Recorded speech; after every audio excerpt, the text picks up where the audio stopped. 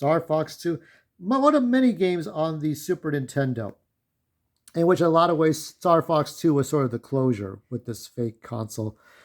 But I have a real Super Nintendo that I've had for the past 34 years, and it still works. It still works. Today, it still works.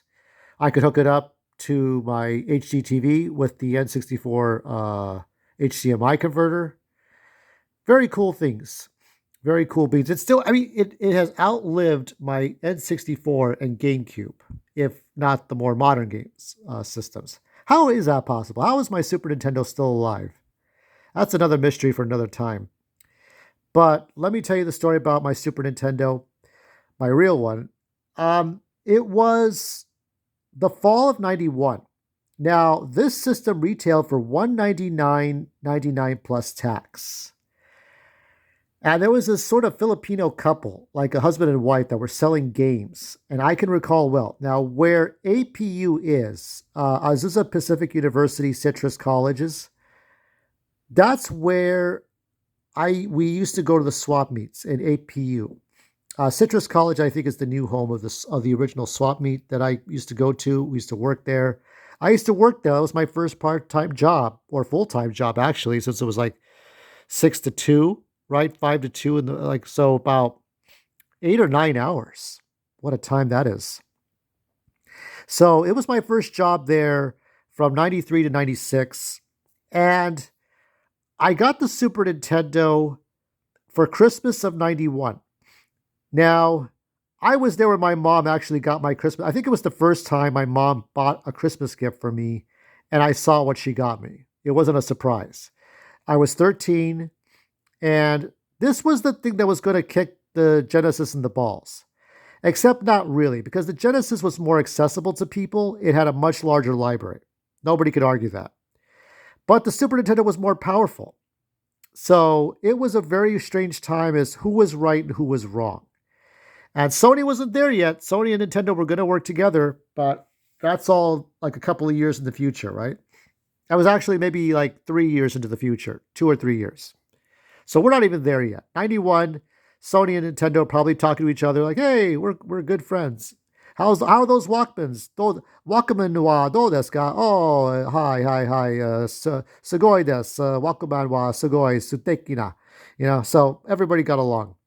So I got the my mom bought it for 187 flat. No 99, 187. Because at swap meets, you can haggle. I tried to haggle for that N64 to test it out. Maybe not lower the price, but to test it. Couldn't even get that. You would not get that fuck you attitude at a swap meet. They have to let you test it because you're going to sell it. What's the point, right? So with the Super Nintendo, my mom got it for 187, no tax. So thereby saving about what, $35, right? $35?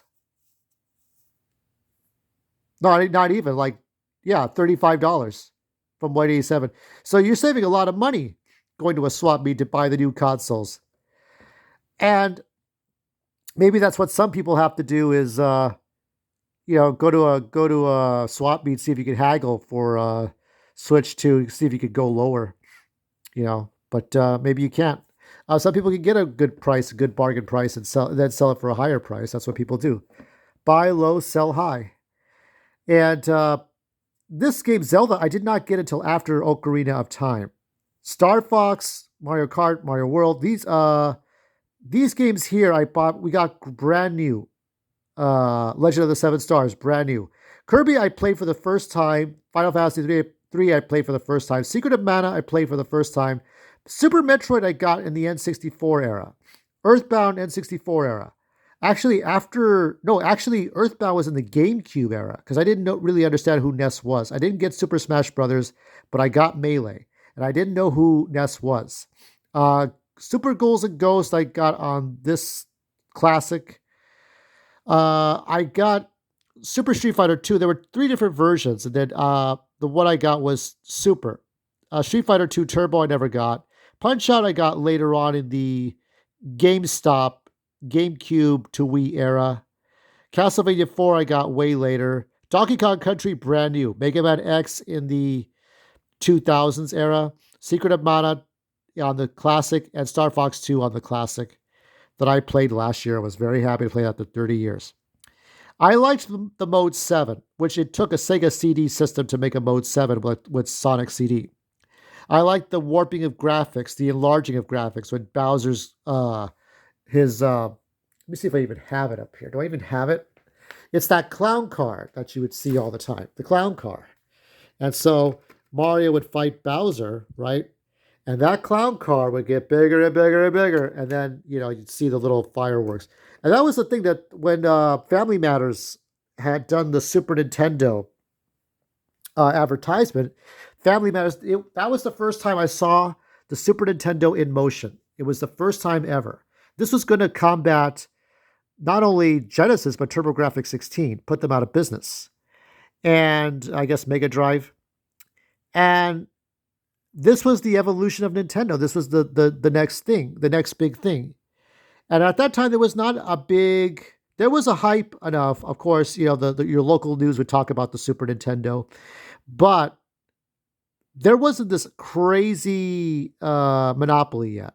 Okay, Nintendo just still wanted to get people to play the systems, and just like the Nintendo, you blow a little bit on the Super Nintendo cartridge, you jiggle it for a bit, and you play the games. You had Game Genies.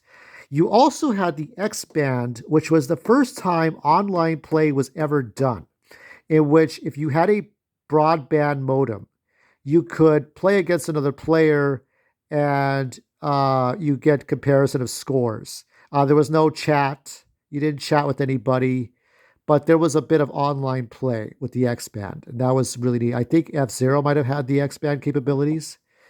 I liked that, and I never got it, but it was such a cool thing. There were so many third parties, like, I don't know, like Mad Cats, but like all kinds of people that wanted to make controllers. And you had the Super Scope 6, and you had the mouse. There were just all kinds of new things going on.